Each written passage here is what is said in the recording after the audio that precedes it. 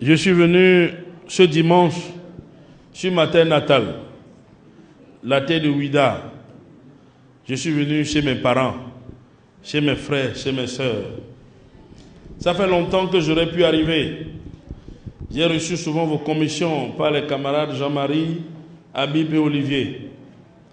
Le temps ne m'a pas permis, mais j'ai bien conscience que ce qui part de la maison revient toujours à la maison. Je suis venu ce dimanche pour vous dire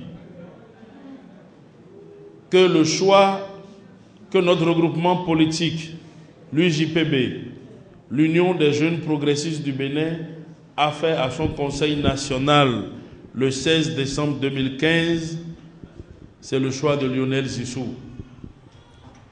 Et je suis venu vous rappeler que ce choix doit pouvoir être le vôtre.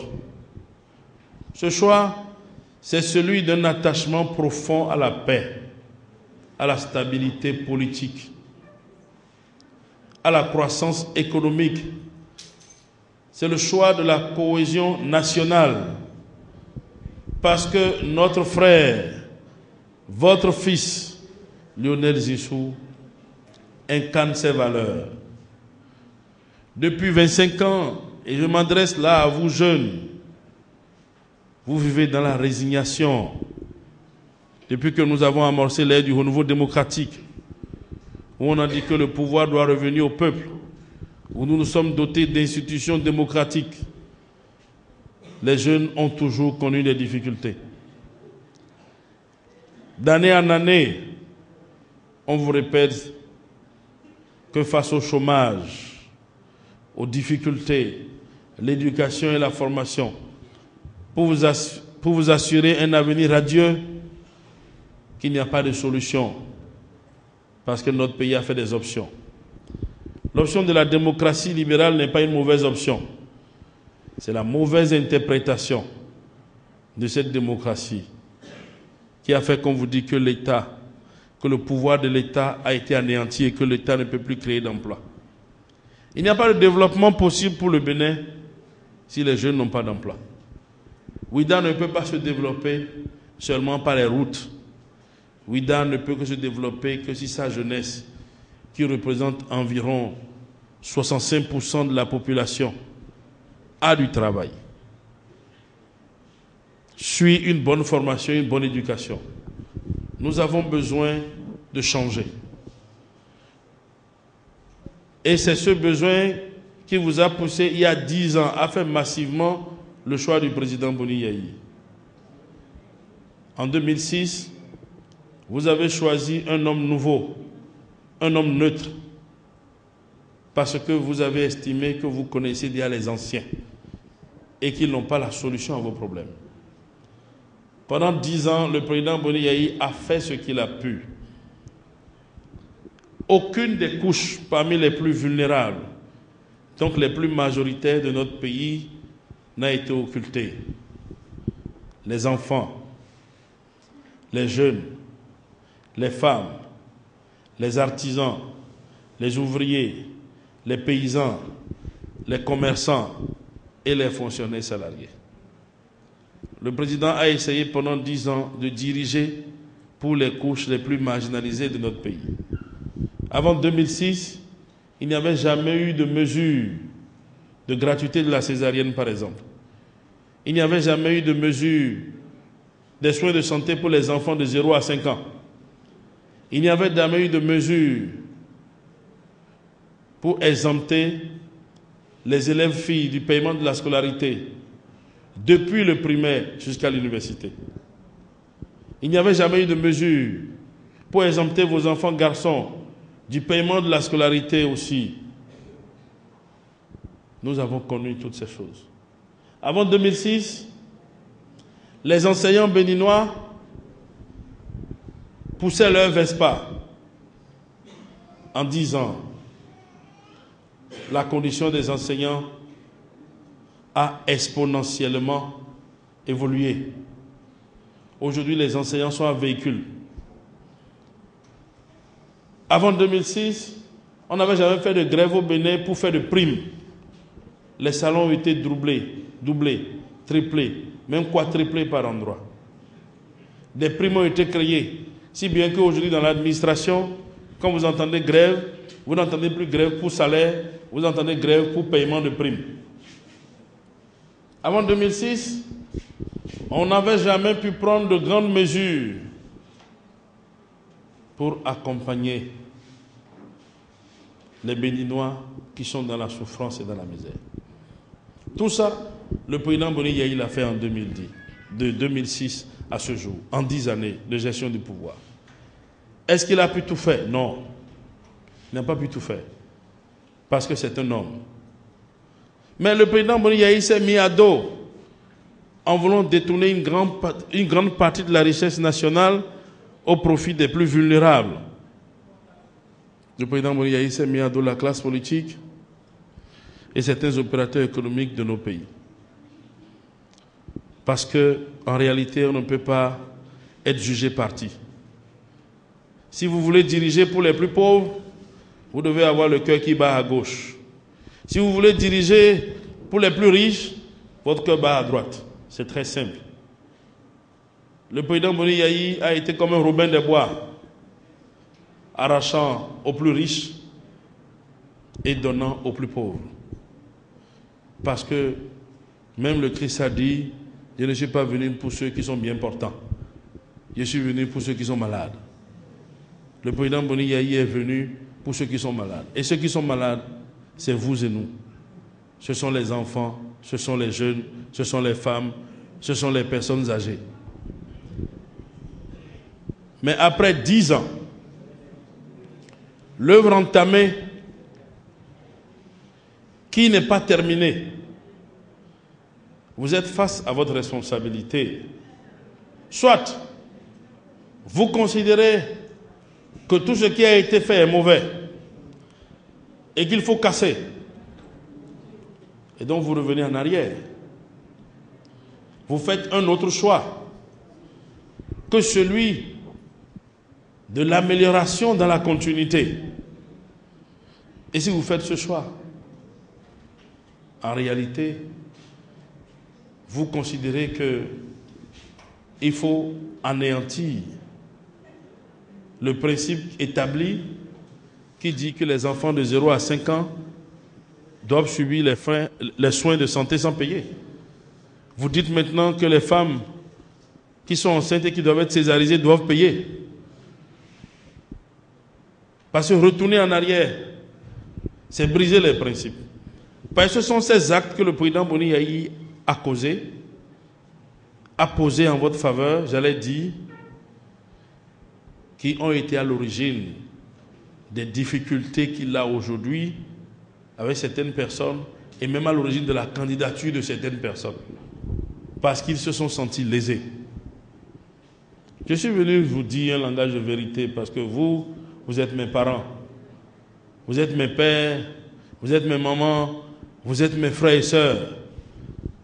À vous, on doit pouvoir tenir le langage de vérité parce que je suis en famille. Mais si vous choisissez notre frère, Lionel Zinsou, votre fils, c'est que vous avez décidé de deux choses. En même temps, vous avez décidé d'améliorer ce que le président a fait en continuant à diriger le pays avec un homme dont le cœur bat aussi à gauche, c'est-à-dire pour les plus vulnérables. Mais en même temps, vous faites pour la première fois en 25 années de renouveau démocratique le choix de la rupture. La rupture, pas avec un régime ou avec un homme, mais la rupture avec un système politique et économique qui exploite la majorité au détriment de la minorité. Un système que nous avons mis en place, que nous avons appelé multipartisme intégral et libéralisme économique, qui sont des systèmes qui sont sortis de ces pays où notre fils ou notre frère a grandi. Il connaît mieux la quintessence de ces systèmes. En vérité, depuis 25 ans, nous avons fait le choix d'un système que nos acteurs politiques ont mal exploité. Ce système qui devait produire la richesse, ce système qui devait donner de l'emploi aux jeunes, ce système qui devait nous assurer une bonne éducation, une bonne santé, Ce système qui devait faire que les plus pauvres devaient venir, le fossé devait se réduire pour qu'ils viennent au niveau des couches moyennes. Ils l'ont galvaudé parce qu'ils ne maîtrisent pas la profondeur du système. Ce n'est pas la démocratie qui est une mauvaise chose. Ce n'est pas les options que nous avions faites qui est une mauvaise chose. Mais c'est ainsi lorsque vous copiez sans maîtriser. Le mauvais génie du peuple béninois, que j'ai appelé le génie du biglotier-main, tout pour moi et rien pour les autres, a agi sur ce système. Ce système qui marche dans d'autres pays. On parle de la France, La France est bien en avance, économiquement et politiquement, sur le Bénin, oui ou non? La France est en avance. Mais c'est le même système qui est appliqué là-bas. Pourquoi là-bas ça porte des fruits et ça ne porte pas de fruits? C'est les acteurs. Parce qu'aucun système ne s'applique lui-même. On dit vulgairement, les lois ne valent que ce que valent ceux qui sont censés les appliquer. N'est-ce pas? C'est ici la valeur de ceux qui sont censés appliquer le multipartisme intégral et le libéralisme économique qui nous a conduits dans ça. Maintenant, on a un véritable produit du système du libéralisme économique. On a un véritable produit du multipartisme. Il faut qu'ils viennent nous aider à donner une nouvelle orientation à notre pays. Ce choix-là, c'est le choix de la rupture. Tous les autres ont grandi, vécu et profité du système actuel. Ce système actuel les a enrichis, a fait d'eux ce qu'ils sont, et vous a appauvris. On a besoin de briser ce système. Le président Boni Yaya a dit en 2006, ça va changer, ça peut changer, ça doit changer. Mais il a dit aussi, si vous voulez changer d'avenir, changez vous-même. Après 10 ans, la même question mérite d'être posée. Est-ce que vous voulez changer d'avenir? Je vous pose la question. Mes frères, mes parents, est-ce que vous voulez changer d'avenir? Si vous voulez changer d'avenir, il faut faire le choix de la rupture. La rupture avec ce système et les hommes qui ont été au cœur de ce système. Je vous défie de me trouver, à part Lionel Zissou, un seul candidat parmi les 35, je crois. 34. Je vous mets au défi de me donner un seul candidat, outre Lionel Zissou, qui n'a pas grandi et profité du système politique et économique qui est là. Donnez-moi un seul nom. Il n'y en a pas. Mais ce système politique et économique vous a appauvri. Jusque-là. En dépit des efforts, les 10 dernières années du président Boni Yaya, ce système vous appauvrissait depuis 1991. Et c'est là que vous devez comprendre le choix du PRD et de la RB. Qui mieux que le président Adrien Oumbédi, qui depuis 1991 a voulu diriger notre pays et n'a pas pu.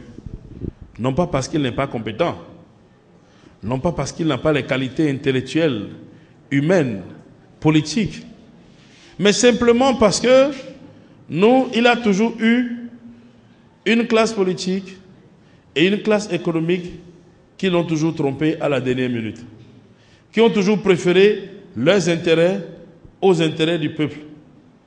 Sinon, ce monsieur aurait pu être président de la République. Alors vous comprenez que lui qui connaît bien la capacité de nuisance de la classe politique actuelle et des acteurs économiques, vous comprenez bien que s'étant retrouvé dans une situation similaire à celle qu'il avait vécue avant, que son choix est simple. Son choix est tout simple. Et vous comprendrez aussi le choix de la Renaissance du Bénin. Parce que lorsque le président Soglo est venu en 1991, nous avions en 1996 les meilleurs chiffres économiques. Le pays s'était mis sur les rails. Et pourtant, des gens se sont associés pour le faire partie. Pourquoi? Parce que le peuple trouvait son compte, mais eux ne trouvaient pas leur compte. à travers Zissou, les Béninoises et les Béninois, le Bénin dans sa globalité, le Bénin dans sa majorité, le Bénin d'en bas, c'est-à-dire vous et nous, enfants, hommes, femmes, jeunes, sages, trouveront leur compte. Il n'est peut-être pas évident que les acteurs politiques qui ne veulent pas changer, mais qui pensent pouvoir changer d'avenir, trouvent leur compte. Donc je suis venu vous dire la vérité. Il est temps que nous passions à la rupture. Choisir Lionel Zissou, c'est continuer en améliorant ce que le président Boni Yayi a fait pour le peuple pendant 10 ans. Choisir Lionel Zissou, c'est rompre avec les pratiques politiques et économiques qui ont cours dans notre pays depuis 1991. Est-ce que Ouida est prêt? Est-ce que Ouida est prêt? Je ne vous entends pas. Est-ce que Ouida est prêt?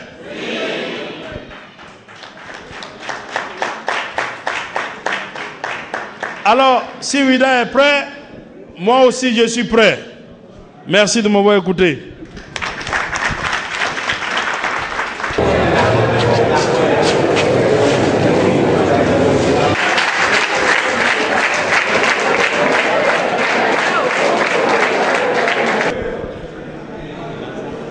Non. Est-ce que la jeunesse de Godomé est en place? Est-ce que vous êtes là? Je voudrais vous saluer tous pour la spontanéité dont vous avez fait preuve. Ce fut hier nuit qu'avec les responsables de la 6e circonscription électorale de Calavi-Soavazer et avec le camarade Roslando que nous avions décidé de venir ici dans le cadre de notre tournée. Parce que quand on cherche la jeunesse béninoise authentique, c'est à Godomé qu'on la trouve. Applaudissez pour vous-même.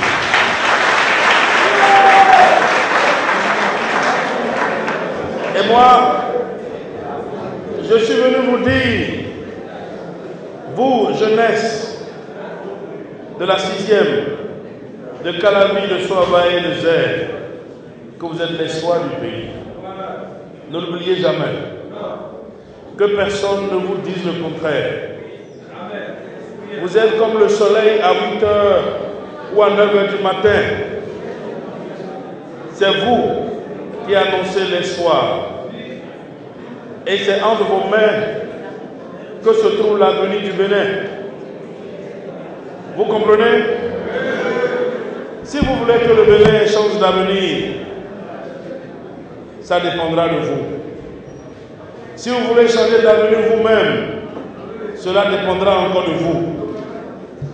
Je vous le dis et je vous le répète. L'avenir d'un homme est un processus endogène. On construit soi-même son avenir. Personne ne pourra le construire à votre place. Et vous êtes jeune. Vous êtes fort. Vous êtes dynamique. Vous avez la force physique. Vous êtes instruit. Quand on prend les couches sociales au Bénin, la jeunesse qui représente environ 70% représente la couche la plus instruite. Vous êtes moderne parce que c'est de votre temps qu'il y a Facebook, qu'il y a Internet, qu'il y a WhatsApp, qu'il y a Twitter. Le monde dans lequel vous vivez est devenu petit. Le monde est devenu un village interplanétaire où vous êtes informé à la seconde près de ce qui se passe aux États-Unis, en France, en Grande-Bretagne ou même dans les pays voisins. Vous n'avez plus besoin aujourd'hui de télévision ou de radio pour comparer votre existence à ce que d'autres jeunes dans d'autres pays du monde vivent. Mais Il ne faudrait pas que, parce que vous êtes nombreux et parce que vous êtes jeunes, il faudrait éviter que vous versiez dans la facilité. Parce que la jeunesse, ce n'est pas un passeport éternel. Il y a un temps.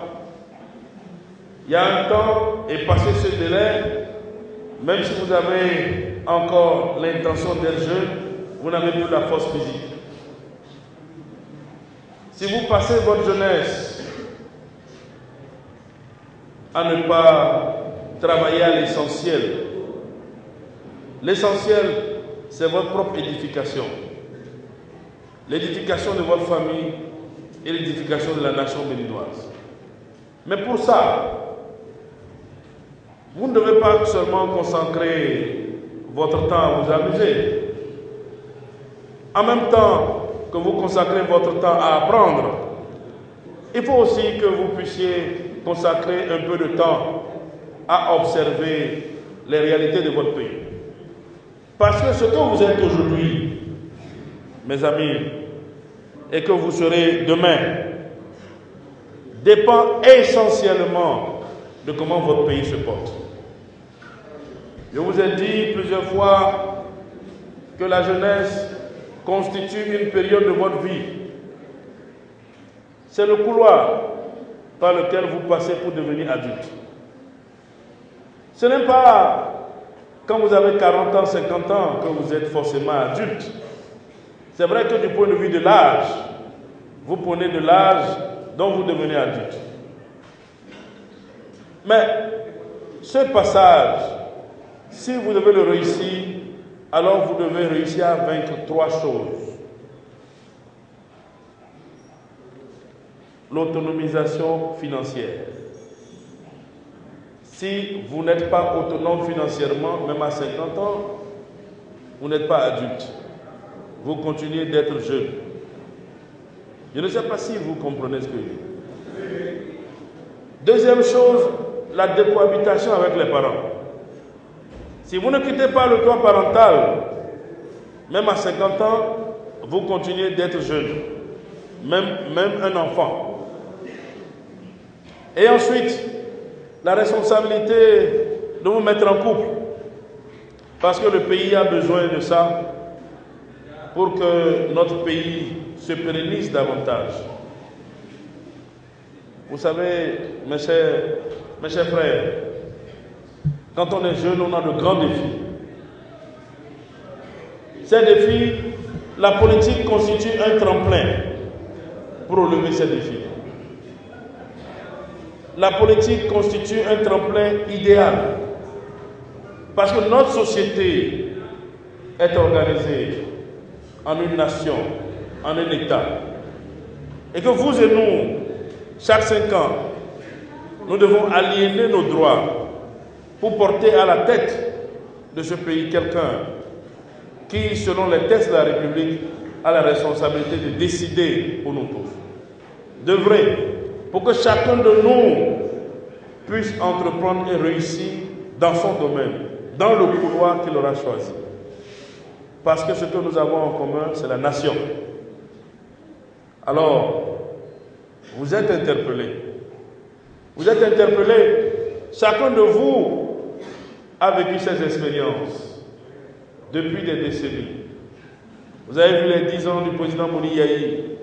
Vous avez vu les 10 ans du président Kérékou.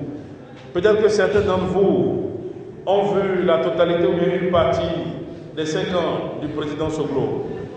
Je ne suis pas sûr que beaucoup d'entre nous, y compris moi-même, ayons vraiment vu les 17 années de révolution du président Kérékou. Mais nous pouvons prendre le baromètre à partir de 1991 et voir tout ce qui a été accompli dans ce pays.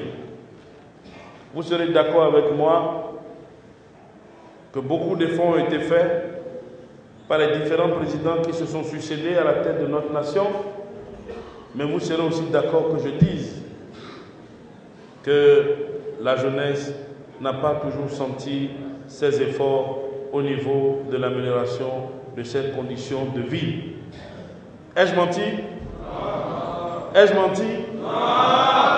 Ça voudrait dire qu'en dépit des efforts généreux des différents gouvernements depuis l'ère du renouveau démocratique que les jeunes continuent toujours de s'interroger. Ils s'interrogent et ils regardent l'horizon avec anxiété et se demandent de quoi demain sera fait. Je suis venu vous dire une chose. Ce dont demain sera fait dépendra de ce que vous auriez décidé vous-même de faire aujourd'hui. Le Bénin de demain, c'est vous qui allez le construire. Je ne vous demande pas tous de devenir des maçons. Je ne vous demande pas tous de prendre des truelles et de commencer par construire les routes ou les voies ou à chaque espace vert d'édifier une clôture de maison là. Mais c'est vous qui construisez le Bénin de demain. C'est à vous aujourd'hui, plus que jamais aujourd'hui, que l'histoire assigne la lourde et exaltante mission de l'édification du Bénin de demain. Parce que le Bénin de demain, c'est vous et vos enfants. Si vous n'avez pas ça à l'esprit, vous passez à côté de l'essentiel. Vous êtes jeune. Et je sais que quand on est jeune, c'est la période dans laquelle on a la fougue. Mais la fougue ne suffit pas. La fougue, elle nous habite pour un temps. Après, nous revenons aux réalités. Et je vous ai dit tout à l'heure, 3 défis. L'autonomisation financière, la décohabitation avec les parents et la mise en couple. Si vous ne traversez pas, si vous ne relevez pas ces 3 défis, soyez sûrs que même si vous n'avez plus 35 ans et que vous avez 40 ans, que vous n'êtes pas un adulte. La jeunesse, Dieu l'a créée ainsi, l'humanité la prend ainsi, c'est une période au cours de laquelle l'homme est un assisté. Pensez-vous que si on vous donne la possibilité de décider vous-même de celui que vous allez mettre à la tête du patrimoine commun afin qu'il s'assure d'un partage équitable et de la mise sur pied d'actions véritables qui assurent à chacun et à tous des lendemains meilleurs?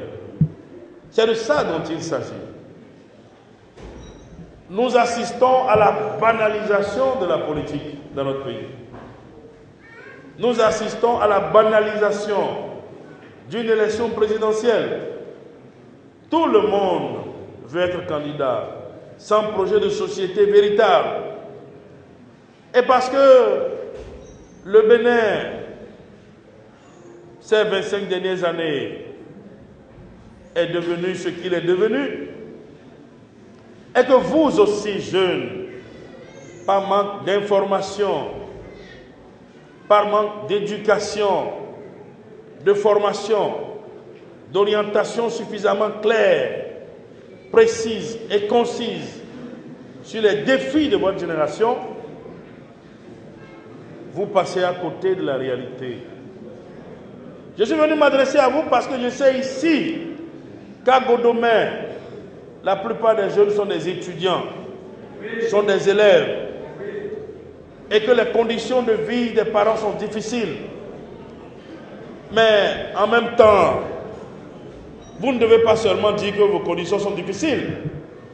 Vous devez avoir le courage de reconnaître les challenges qui vous attendent, les défis qui vous attendent.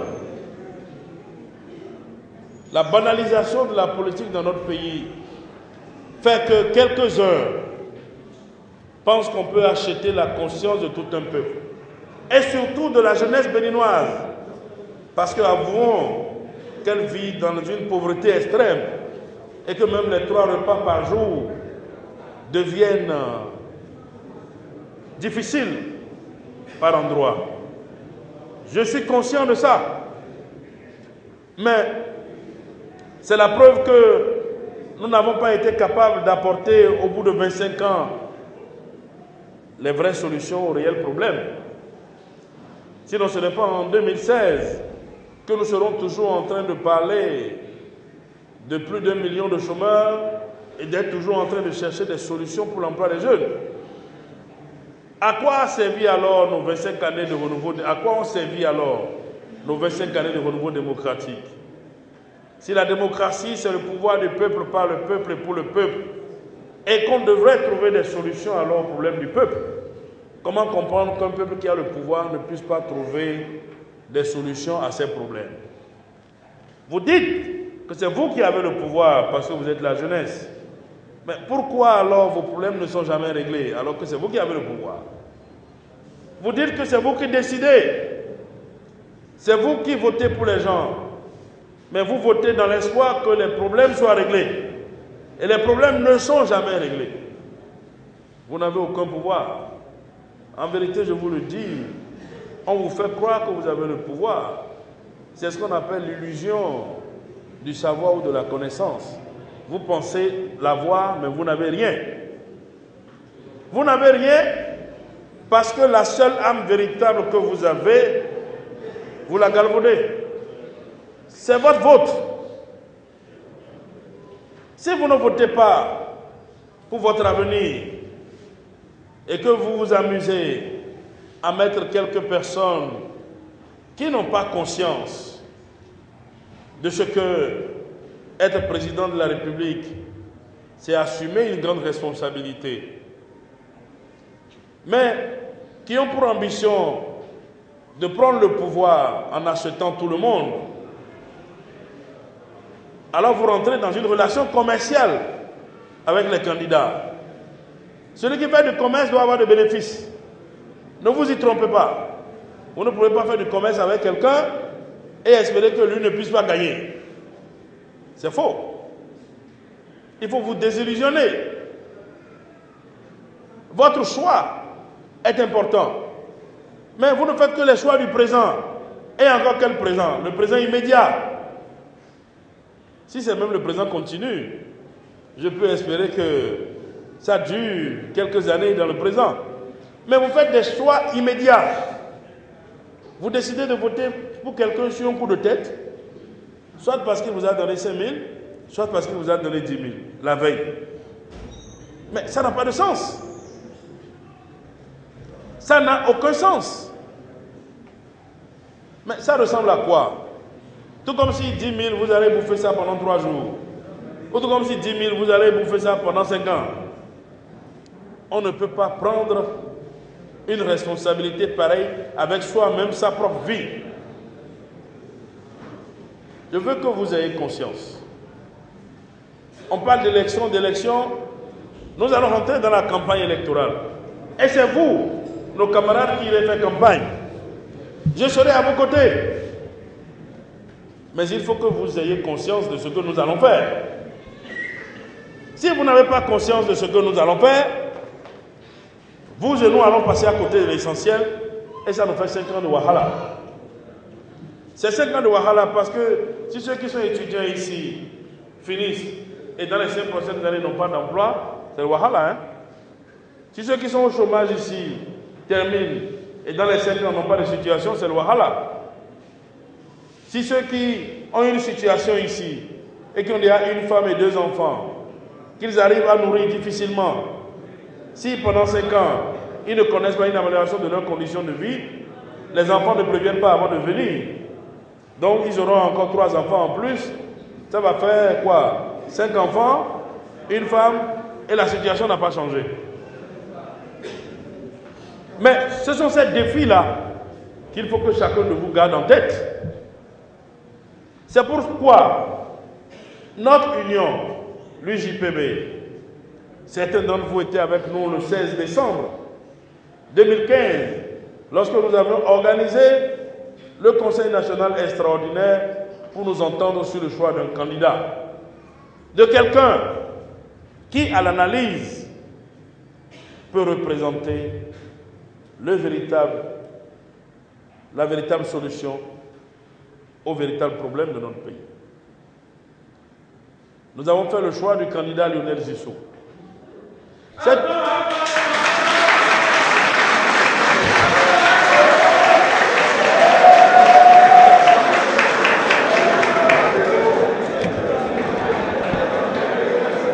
Mes chers amis, mes chers jeunes, je peux vous dire, aujourd'hui, beaucoup de monde fait ce choix. Ce n'est pas le choix en lui-même qui est quelque chose d'extraordinaire, mais c'est assumer ce choix qui demeure un acte courageux. Oui ou non? Oui.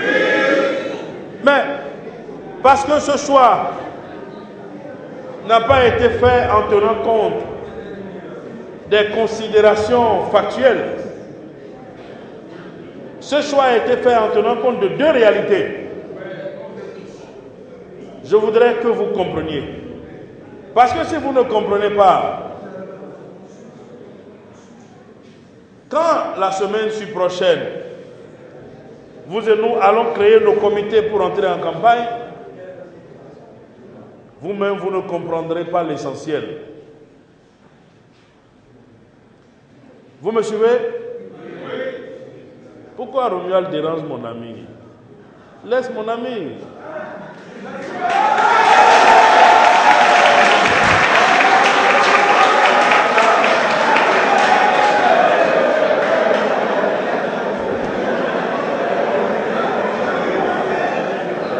C'est lui. C'est à cause de lui que je suis ici.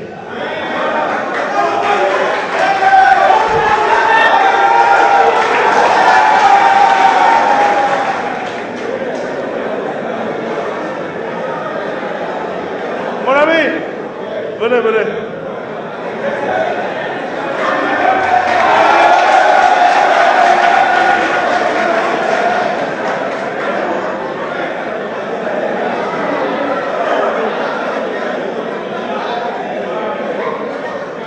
Tu parles bien fort?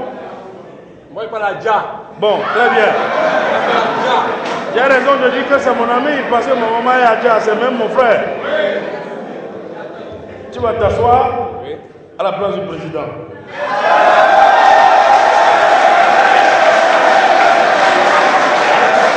Quand je vais finir, tu vas expliquer à Nadia. D'accord? Assieds-toi.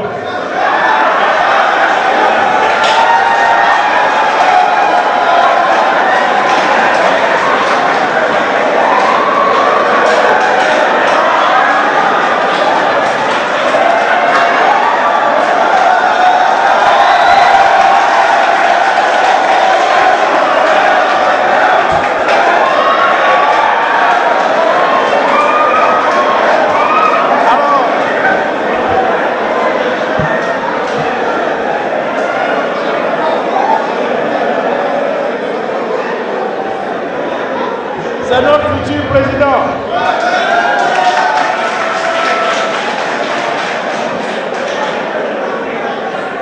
Président, je peux continuer? Continuez à faire ça. Alors, mes chers amis,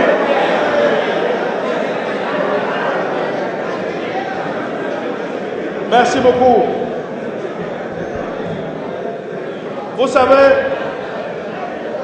ce choix que nous avions fait, je vous l'ai dit et je vous le répète, le choix de Lionel Zissou peut paraître simple aujourd'hui, mais c'est en assumer le sens qui reste un acte courageux et profond. Ce choix a été fait en tenant compte de deux analyses de la situation de notre pays. Nous avons analysé le Bénin depuis 1990. Nous avons analysé le Bénin de 1990 donc à 2015. Nous avons analysé nos 25 années de renouveau démocratique. Et ensuite, nous avons analysé les 10 ans de gestion du président Boni Yayi, 2006 à 2016, où nous nous sommes évertués à regarder quels ont été les différents comportements de ces différents gouvernements, quels ont été les comportements de la classe politique, des opérateurs économiques, de la société civile, des syndicats au cours de ces 10 années de gestion. Et c'est le résultat de ces deux analyses qui nous a conduit inévitablement vers le choix de l'espérance qu'est Lionel Zisso. Lorsque vous prenez le Bénin depuis 1991, vous constatez que c'est une démocratie renversée. Quand on vous dit que le pouvoir, que la démocratie, c'est le pouvoir du peuple, par le peuple et pour le peuple, et que vous, jeunes, vous représentez 65% du peuple, que les femmes représentent environ 52%, que les enfants représentent environ 46%, que les paysans, les ouvriers, les artisans, les petits commerçants et les fonctionnaires salariés représentent environ 85%, et qu'on constate que démocratie égale à majorité du peuple, n'est-ce pas? Et qu'on ne vous retrouve pas dans les meilleures conditions de vie, on est en droit de se dire que c'est une démocratie renversée. Et quand on retrouve que la classe politique et les opérateurs économiques qui de concert ont créé dans ce pays ce que j'appelle la bourgeoisie politico-bureaucratique.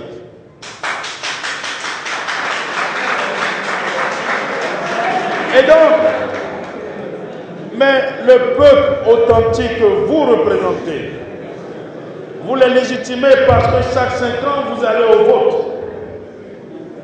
Mais vous n'avez pas le choix, parce que vous ne choisissez que parmi les mêmes individus. Et le cycle infernal continue, parce qu'on vous a convaincu que le pouvoir, c'est l'argent.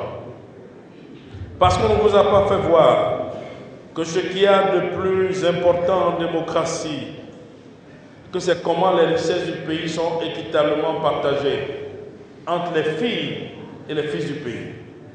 Parce qu'on a fini de vous convaincre qu'en réalité, vous devez rester au bas de l'échelle et que les autres, ceux-là qui se disent être vos frères, qui sont du même village que vous, qui parlent la même langue que vous, pourquoi eux doivent-ils se servir de leur position dans l'appareil d'État pour être toujours plus riches? Au moins vous, qui les élisez et qui travaillez à créer l'économie du Bénin à la sueur de vos fronts, parce que vous payez l'impôt et les taxes sur chaque article que vous achetez en République du Bénin, et qu'ils se servent de ces ressources pour s'enrichir. Nous disons que c'est une démocratie malade.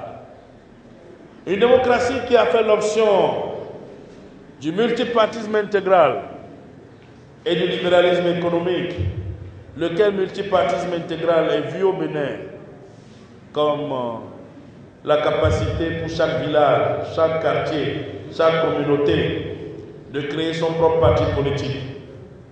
Aujourd'hui, maintenant, nous en sommes à environ 250 partis politiques pour 77 communes.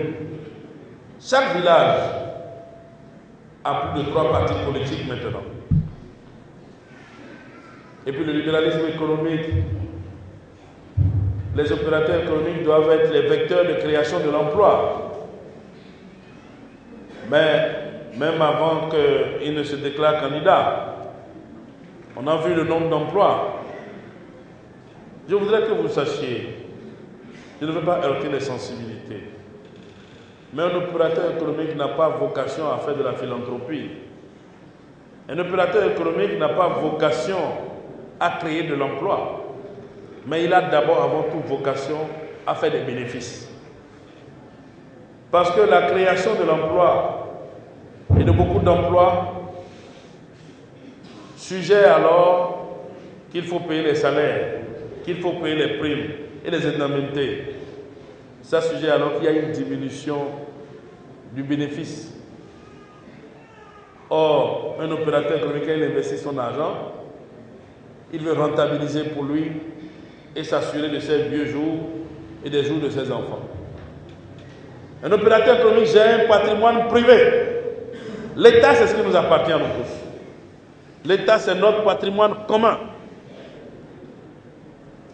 Et de plus, certains opérateurs économiques voient le libéralisme économique comme la nécessité que l'État galvaude ou brade tous les secteurs qui produisent l'économie, donc capables d'assurer l'espoir aux jeunes, que l'État brade ça à leur profit.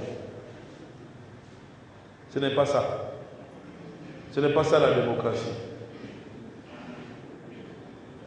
Une démocratie renversée, où les plus majoritaires vivent dans les difficultés, on est obligé de leur donner tout le temps des sédatifs.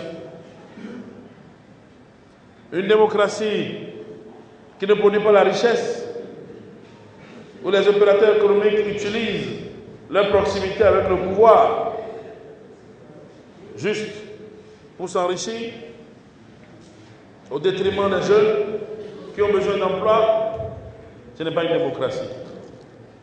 C'est ce que notre pays a vécu pendant les 25 années du renouveau démocratique. Et puis l'analyse des 10 ans de gestion du président Boni Yayi nous montre un homme qui est venu avec un principe qui a ses défauts, qui n'a pas réussi partout, mais qui a eu la volonté de diriger pour les plus fragiles et pour les plus faibles.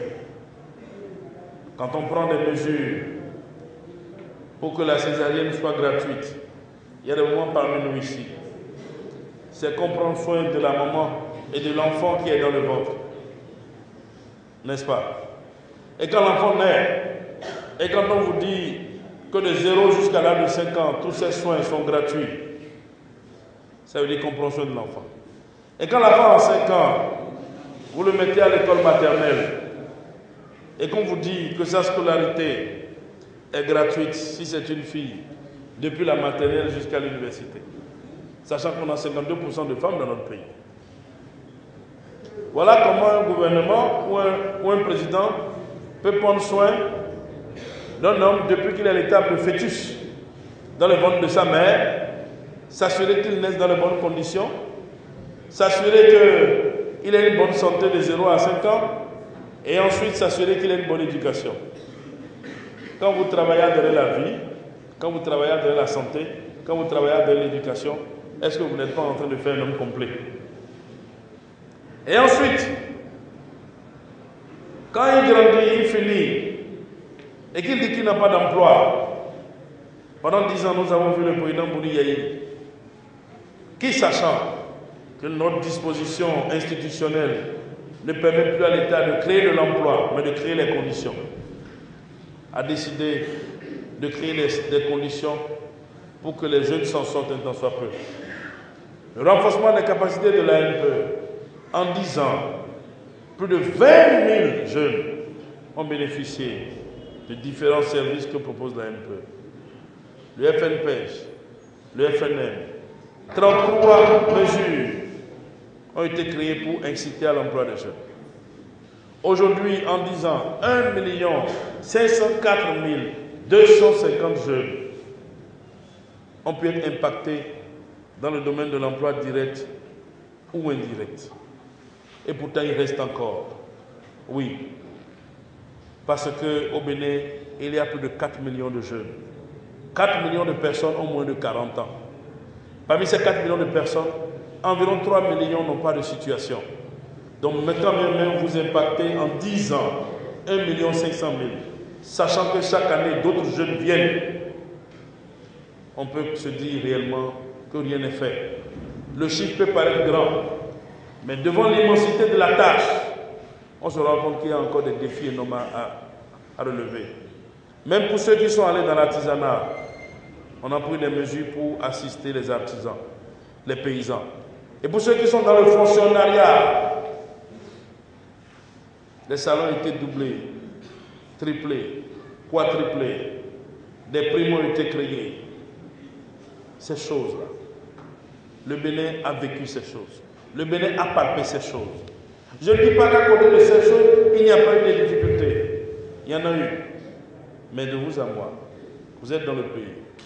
Les difficultés que le président a rencontrées en 10 ans étaient des difficultés soit avec la classe politique, soit avec les opérateurs économiques, soit avec les syndicats. Quelles difficultés avions-nous eu avec les jeunes, les femmes, les paysans, les artisans ou les ouvriers? Aucune. Parce que la classe politique n'a pas trouvé son compte en 10 ans, c'est normal qu'elle crie. C'est normal qu'elle parle, parce qu'elle a les moyens. Parce que les opérateurs économiques se sentent lésinés, parce que les secteurs vitaux qui constituent leur richesse, on a décidé de réformer. Parce que si on ne fait pas de réformes, on ne peut pas obtenir des ressources pour vous. Tout ce que j'ai cité précédemment, on ne peut pas obtenir des ressources pour que toutes ces choses puissent être assurées. Les syndicats, vous les connaissez, ce sont nos pères. Ils ne sont jamais contents. Parfois aussi, la politique les incite. Ainsi va le faire. Mais vous, jeunes, femmes, enfants et autres, qui avez été impactés pendant 10 ans, vous ne réagissez pas souvent. Pourquoi? Pas parce que vous êtes la minorité, vous êtes une majorité, mais en fait une majorité silencieuse. Et je vous demande de rompre le silence. Rompre le silence, c'est de vous demander s'il faille reculer. Parce que quand le président Boni Yayi prenait ces différentes mesures,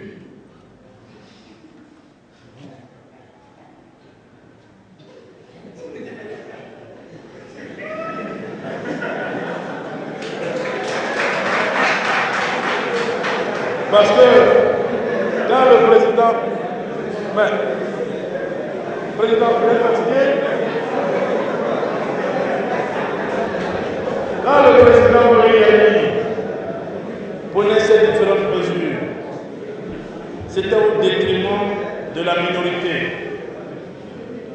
pour assouvir les besoins de la majorité.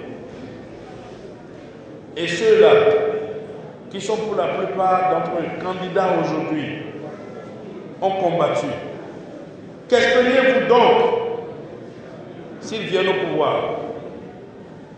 Quand je construisais ma maison, tu as combattu. Tu m'as empêché d'avoir de l'eau, du ciment ou du sable. J'ai forcé, j'ai construit. Si je te remets les clés, tu vas bien garder la maison ou tu vas me la détruire? C'est toute la question. Si nous laissons les gens qui pendant 10 ans ont mis les bâtons entre les roues du président venir aux affaires, pour les 5 ans à venir, tout ce qu'il a fait sera détruit. Vous n'êtes pas dans ce pays quand les opposants ont dit que les microcrédits aux plus pauvres, que c'est un faux projet qu'il faut laisser. Pourtant, ces microcrédits ont sorti 1 200 000 francs de femmes de la précarité. Si nous les laissons venir, est-ce qu'ils vont continuer ou bien ils vont suspendre? C'est à vous que je pose la question. Puisqu'ils n'ont pas voulu que cela se fasse. Vous comprenez alors que le choix du candidat Zissou, c'est un choix de la continuité des bonnes œuvres entamées pour la majorité du peuple béninois que vous êtes. C'est un choix d'attachement profond à la paix, parce que celui qui travaille pour la majorité du peuple préserve la paix. C'est un choix de la cohésion nationale, parce que dans tous les départements de notre pays, il y a des pauvres. Vous ne trouverez pas les pauvres au niveau de la classe politique ou des opérateurs économiques. Les pauvres, vous les trouverez au niveau des jeunes, des femmes, des paysans, des artisans, des ouvriers. Et puis, pour finir, mes chers amis, montrez-moi, outre le candidat Lionel Zissou, un seul candidat parmi les autres qui n'ait pas bénéficié du Bénin au cours des 25 dernières années ou être ce qu'il est? Dites-moi un seul. Parmi les autres candidats, me semble qu'ils sont 34. Donnez-moi alors un seul nom, ou Lionel Zissou, qui ne soit pas resté au Bénin au cours des 25 dernières années et qui n'a pas bénéficié du Bénin. Du moins, qui n'a pas eu le temps de s'enrichir au Bénin. Parce que tout le monde n'a pas 15 millions pour aller payer pour être candidat, ou bien. Si quelqu'un a pu avoir 15 millions et qu'il dit qu'il peut faire campagne, c'est qu'il a le temps de s'enrichir. Vous verrez que soit la plupart ont été ministres, soit ils ont été députés, soit ils ont été DG, soit ils ont été opérateurs économiques au Bénin. Leur fortune, leur richesse proviennent du Bénin. Alors, si la démocratie qui est née au Bénin il y a 25 ans n'a pu enrichir que ce que vous voyez là, et que vous, devant moi, vous cherchez encore 2 000, 3 000, 5 000 pour le quotidien, il y a de quoi se poser la question. Comparez donc au candidat Lionel Zissou, qui certes n'a jamais vécu au pays, qui est devenu Premier ministre depuis 9 mois et qui a fait toute sa carrière à l'extérieur, qui a bâti sa fortune à l'extérieur. Comparez les dons et dites-moi qui doit le plus au Bénin entre eux et Zissou. Qui doit au Bénin? N'est-ce pas eux? Et le Bénin, c'est qui? Alors, voilà des gens qui n'étaient pas présidents, mais qui pendant 25 ans sont devenus ce qu'ils sont, parce que vous leur avez toujours fait confiance. Regardez alors ce que vous êtes devenus. Vous croyez qu'ils représentent la solution? Est-ce que le mal peut être encore la solution? Ce qui est mal ne peut plus être la solution. N'est-ce pas? Alors, voilà pourquoi je vous ai dit que le choix de Zissou peut être facile. Mais c'est assumer ce choix qui reste un acte courageux, citoyen et patriotique. Parce que Zissou, c'est le paradoxe. Parce qu'il incarne en même temps la rupture d'un système qui est en place depuis 25 ans et il incarne en même temps l'amélioration dans la continuité d'un régime qui a travaillé pour les plus pauvres et les plus vulnérables. Nous devons continuer. C'est à vous. C'est sur une jeunesse bien formée, bien éduquée, bien encadrée que devraient s'édifier les grands succès de demain. Si vous n'avez pas pleine conscience des défis de votre pays, de vos familles et de vous-même, vous ne pourrez pas réussir votre mission. Et le 28 février prochain sera la date finale. C'est la date butoir convenue.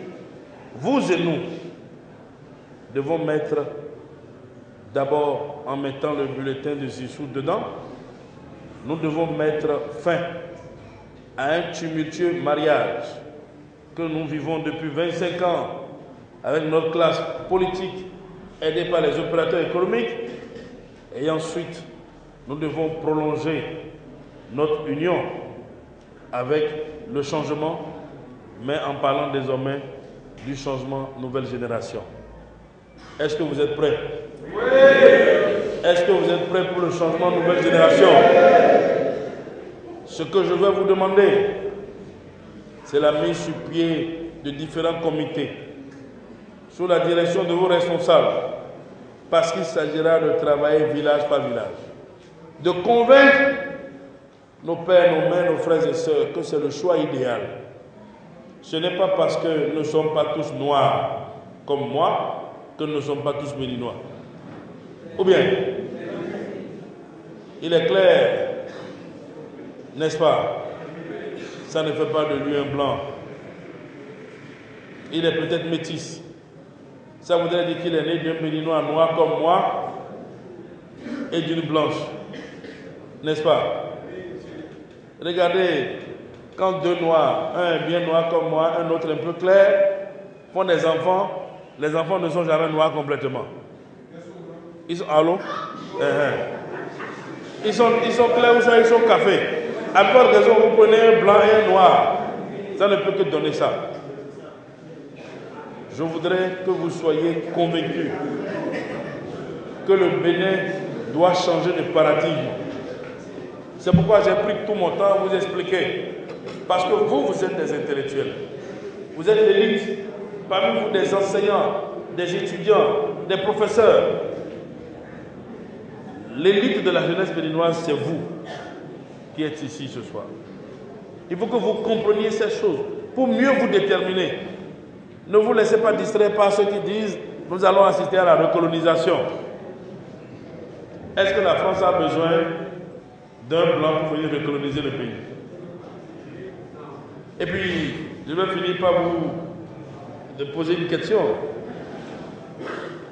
Si vous avez deux frères, l'un qui vit avec vous, l'autre qui est à l'extérieur, celui qui vit avec vous, vous travaillez, vous lui remettez de l'argent pour dire « je cotise auprès de toi ». Lui prend, il envoie l'argent à l'extérieur, à sa femme. L'autre travaille là-bas, il gagne l'argent, il vous envoie. Lequel est votre frère? Pendant 25 ans, vous comprenez ceux qui ont pris votre argent pour s'enrichir et aller mettre ça à l'extérieur. Maintenant, au bout de 25 ans, quelqu'un vient, il dit « moi j'ai toujours envoyé de l'argent ici pour construire mon pays, je suis prêt à servir ». C'est à vous, le choix vous appartient.